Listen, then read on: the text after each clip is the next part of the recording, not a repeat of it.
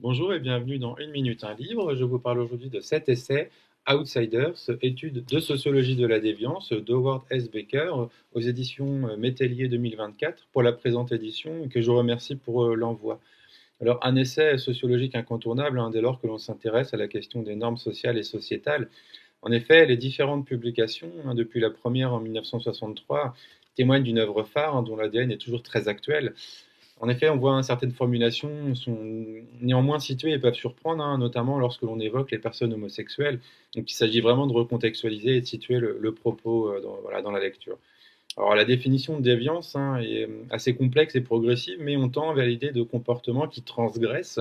Le mot transgression est vraiment important ici, donc qui transgressent des normes acceptées par tel groupe social ou par telle institution. Donc, il y a l'idée que tous les groupes sociaux instituent des normes et s'efforcent de les faire appliquer, au moins à un certain moment et dans certaines circonstances. Donc, certaines actions sont ainsi dites prescrites, c'est-à-dire ce qui est bien, et d'autres interdites proscrites, donc ce qui est mal. Alors, lorsque l'on transgresse une norme en vigueur, on est considéré comme étranger au groupe, donc un outsider.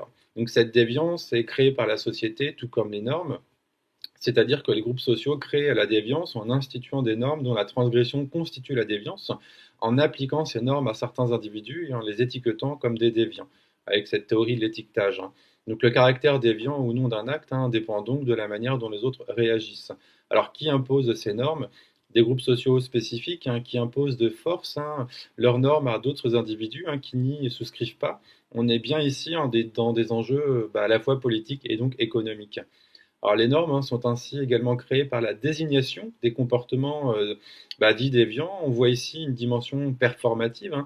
Vous êtes prise, stigmatisé comme une personne déviante. On vous étiquette un PD, drogué, maniaque, cinglé, et on vous traite en fait en conséquence. On attend de vous un changement et la déviance devient donc un statut, votre statut imposé par ce qu'on appelle les entrepreneureuses de la morale qui partent en croisade morale. Alors Baker insiste notamment sur le fait que cet étiquetage peut produire des trajectoires de vie spécifiques, des carrières, explique Baker. Une personne d'ailleurs peut finir par s'approprier ce statut de déviante, ça on le voit souvent dans les travaux de sociologie. Et la déviance devient donc parfois une identité sociale durable, pas seulement une sanction ponctuelle.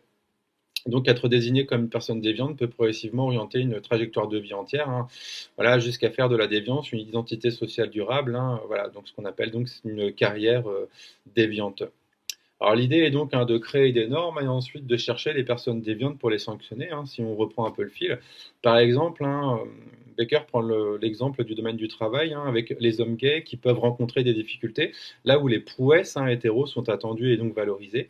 Il est donc nécessaire pour les personnes gays de devoir prendre des voies déviantes pour obtenir les résultats assurés automatiquement aux personnes dites normales, donc les hétéros. Alors, pour imposer ces normes, il faut donc, voilà la recette, que quelqu'un ou quelqu'une prenne l'initiative de faire punir le présumé coupable ou la présumée coupable. Faire appliquer une norme suppose donc un esprit d'entreprise et implique finalement une démarche d'entrepreneuriat. En deux, il faut que celles qui souhaitent voir la norme appliquée attirent l'attention des autres sur l'infraction et une fois rendue publique, celle-ci ne peut plus être négligée.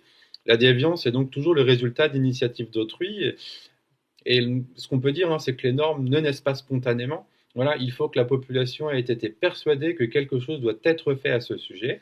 Et pour qu'une norme soit créée, il faut qu'une personne attire l'attention du public sur les faits, donne l'impulsion indispensable pour mettre finalement les choses en train, et que cette personne dirige les énergies ainsi mobilisées dans la direction adéquate, souhaitée et voulue, et qui correspond au cadre conforme. Mais la déviance est aussi le produit d'initiatives à un autre niveau. Une fois qu'une norme existe, il faut qu'elle soit appliquée à des individus déterminés avant que la catégorie abstraite de déviants que crée cette norme puisse se peupler. Il faut donc découvrir des personnes délinquantes, les identifier, les appréhender, éprouver leur culpabilité, ou bien remarquer qu'elles sont différentes, et les stigmatiser pour cette non-conformité dans le cas de groupes déviants qui restent dans la légalité. Alors nous devons donc considérer la déviance et les déviants, là je cite aussi, qui incarnent ce concept abstrait comme un résultat du processus d'interaction entre des individus ou des groupes, les uns en poursuivant la satisfaction de leurs propres intérêts, élaborent et font appliquer des normes sous le coup desquelles tombent les autres qui, en poursuivant la satisfaction de leur propre intérêt, ont commis des actes que l'on qualifie donc de déviants.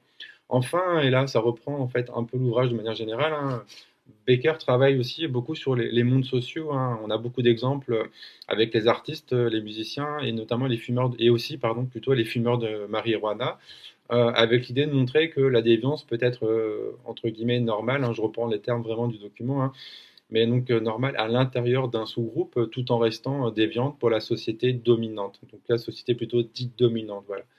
Donc voilà en tout cas pour une présentation un peu rapide de l'ouvrage, de cet essai, mais c'est vraiment en tout cas une mine en tout cas d'informations pour contextualiser un petit peu ces concepts qu'on utilise souvent, beaucoup, voilà, sans peut-être avoir le background nécessaire pour pouvoir les contextualiser et les accompagner au mieux, en tout cas dans des interventions ou dans des écrits. Voilà.